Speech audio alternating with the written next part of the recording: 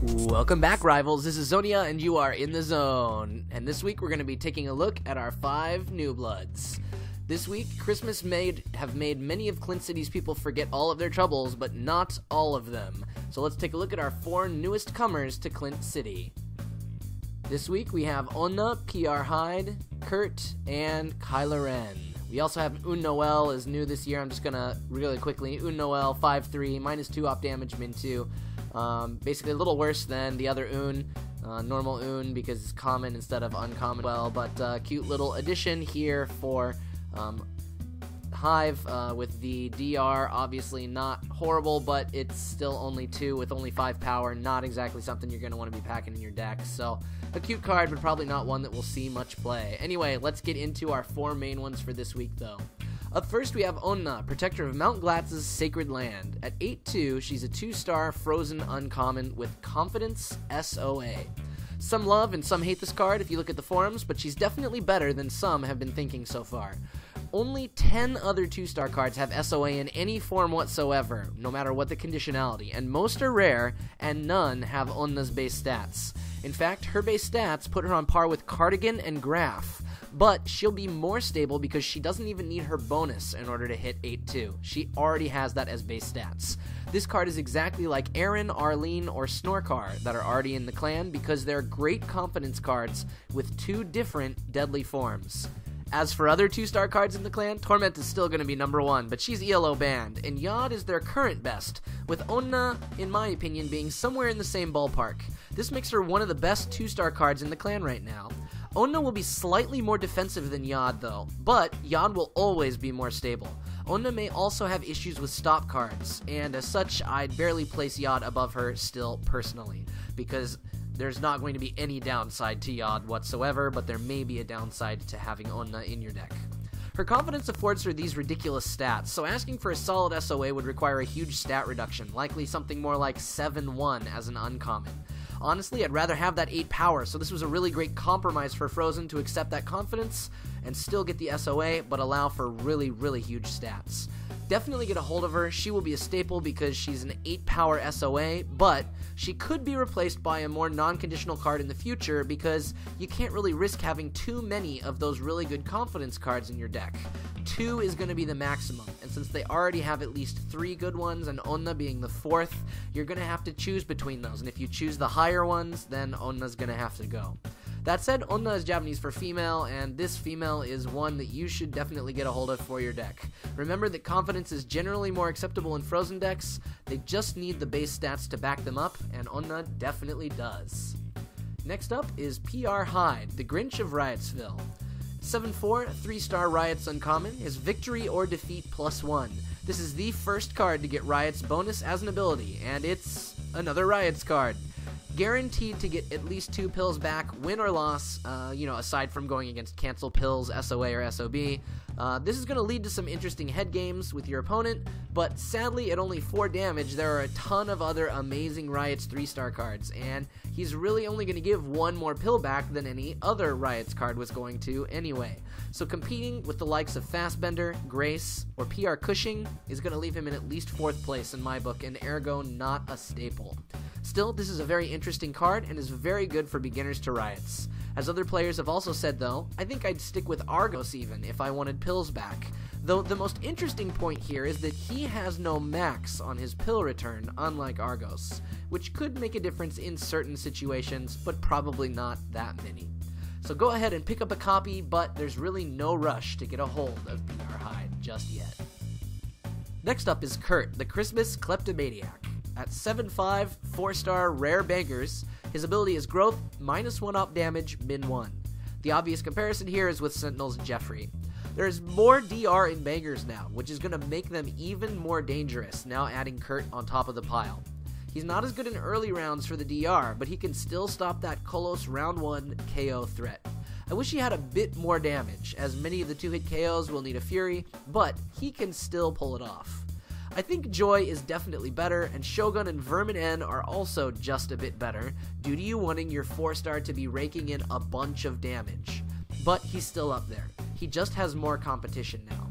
I still think Verminen is better because of his base 7 damage, even if he's only going to be 7/7, as opposed to a 9/5. That makes Kurt more of a damage DR wall, whereas Verminen is a more solid, -4, -1, potential huge hitter as well, allowing you to I think, play a little bit better with Verminen as far as head games as with Kurt. Kurt is going to require pure power for walling, which also means that you're going to be spending more pills. Also, Dixie's going to be way better if you're running mono bangers. In total, he's a great threat card. Is he going to go for damage, or is he going to go for the DR? He's 9 power, which is nothing to scoff at, and his min is only 1, which is super low. Get a hold of this card, but I'm not sure I'd invest too much since there are plenty of other devastating options in bangers. He's not extraordinary, but he sure is good. And last but not least, we have Kylorenne, the Battle Reindeer. At 6/2, a 5-star Common Hive card, the power is Equalizer plus 2 damage. These are potentially the lowest stats we've ever seen on a 5-star, being tied with Kagura. And yet, somehow, this is still one of the most incredible, balanced, one-hit KO cards in the game. Anything at all will rip this beast to shreds. Low-star cards, SOA, SOB, DR, cancel cards, power manip can all leave this poor reindeer buried under the snow. But unchecked against the 5-star card, this card can KO without even furying, which only one other card in the game can do, Dakote from La Junta, and it has -15 attack to boot. This card will be that card you tiptoe around in Survivor when you draw your leader and 3 non-SOA or DR cards. Or it's that card that you're really going to be dreading going up against in ELO if you manage to draw your 5-star card, because you could potentially be one-hit KO'd with this card. So just what are you supposed to do if you're playing Survivor though, and Hive also draws Aegis as well? Who are you going to throw that SOA against? This is definitely a card with the glass jaw, and no one should run this outside of Survivor because it is definitely not stable enough, but inside Survivor is where this reindeer is really going to shine. Pick this one up because it's a common and should be fun to try out for beginners to Survivor mode, and help you get some of those KOs that maybe even you were not thinking would be possible. So with that, let's head in and buy our 4 packs for this week.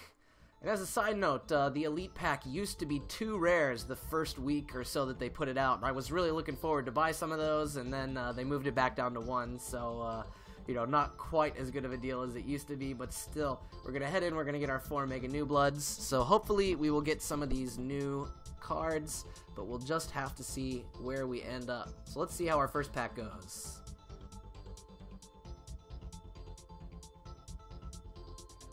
7 new cards. Okay, looking pretty good. Oh, excellent. All right, so we've got Lumia, Sam, Delta, Agnes, Morrigan, Easter, and Vixen. All right, Lumia, again, great 4-star card with that SOA, 6/6, going to do really well. We'll see how the other 4-stars show up in this deck because Hive, in this clan, because Hive has gotten really good 4-star and 5-star cards, so we'll have to see if she can still hold on to a position right now, but she's very solid, very scary, definitely get a hold of her. Agnes, with that ability of +3 power, becomes a 9/6 and gives you a pill back. Very, very scary card. Definitely want to get a hold of her. She will almost definitely be worth it for a very long time, and I would almost say she's going to be a clan staple for a good bit for Riots. You just have to watch out for that SOA again. Then we've got, looks like everything else is a common except for Vixen, which is the 4-star card. Absolutely fantastic card with the minus pills, -2, min 3, is it? I don't remember the min right now, but very scary card, almost as good, if not even potentially a little bit better than Yayoi's CR. We'll just have to see how it goes out. Allows for a little bit more play between a few of your other cards, getting rid of that heal kind of issue you have with Militia. And so this is definitely going to be one of those 4-star cards that we're going to want to play for a long time in PC, but you can already see ELO banned right off the bat. It's only been out for like a week, 2 now, whatever it is. So that's how you know how good she is. Anyway, let's go ahead and go in and get another pack. Very good first pack. Definitely made our 40k for that, so I think we're just a little bit over, but that is alright. We're not looking to become super rich here. We just want to show off some of these card packs and see how we do. Let's take a look at these Mega New Bloods. One more. Hope you guys all had a good Christmas or whatever you celebrate. had a really nice chance to go to my church and hang out there for a while with everyone there here in Japan, so that was really great. Oh, great! Oh, fantastic! We hit 2 big cards this pack. Alright, so we've got Nameko, Morrigan, Phasa, Chip, Gemini, Un, and Pandora. So Nameko, again, I've been saying this for a while. For Nameko, I don't really get why people like Nameko quite so much, but clearly, I guess I'm just not seeing something in there. Really good with the -3, -6. I think that's what it is, and then 6/5 as well. So plenty of damage in there, but not reducing their power too far down. I guess the real bonus here is if you're going against a 5-star card, you're still going to pull it down, and then you're going to get a huge bonus in the bottom. That's the only thing I can really understand or think for why people really like Nameko so much. But really good 3-star card, according to a lot of other people. I think they'll be better in Hive, but we'll just have to see how that turns out over the next couple weeks. Then we've got Phasa. Phasa, we talked about her last week. She was the rare from last week, so I guess Vixen was 2 weeks ago.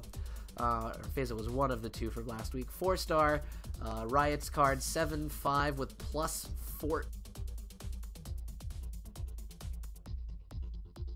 Alright, sorry, looks like they're having a little lag there. I'm only got 2,058 credits right now, so I think I'm actually just going to buy one more pack. We're just going to make it a 3-pack week. We've done pretty well so far, so unless this is an absolute horrible pack, I think we'll just stop there and enjoy what we've got and save up, because we're still hoping that we can keep a hold of a lot of these credits for the big Queen Mother that's going to be coming out apparently February this next year. So we got a little bit of time before then, but we don't want to spend all of our credits in one place. Last Mega New Blood, see how it goes.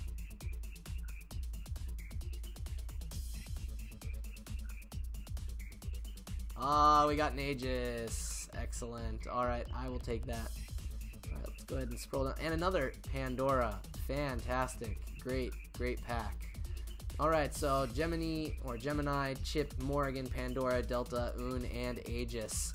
Pandora, we just talked about. Fantastic 3-star. Please get a hold of her. Very glad that I now have 2. Just one more to get my 3 that I'm looking for. Then Delta, Un, we already talked about, and Aegis.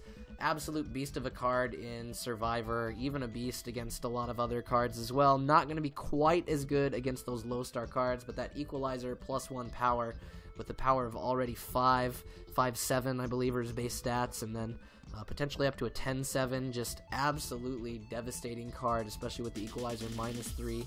Anything with 10 power and a whole bunch of minus attack manipulation. I mean, he's going to be even better than a card like Hacks from Rescue, which is already a huge beast of a card to try and get around. So Aegis, fantastic card, definitely one you're going to want to get a hold of as well. Make sure you get a hold of him before he gets out of the packs. It looks like his price is starting to spike back up. People are starting to see that he's really good, and he's going to be one of the best 5-stars in the clan is what it looks like, at least for now, until we see Queen Mother. We'll have to see how that goes. Otherwise, he may be the best outside of her.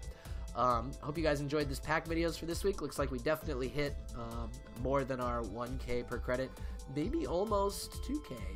We'll have to see. I think probably the average is, I'm guessing, around like 1.6, 1.7. Guess we'll see. You can check down here. Hope you guys enjoyed today's video. If you liked it, go ahead and hit that like button down there. If you really liked it, then make sure to share it with your friends. Make sure you tell me what you did for Christmas in the comment section down below. And as always, don't forget to subscribe for more of my Urban Rivals videos. This is Xonia, and you've been in the zone.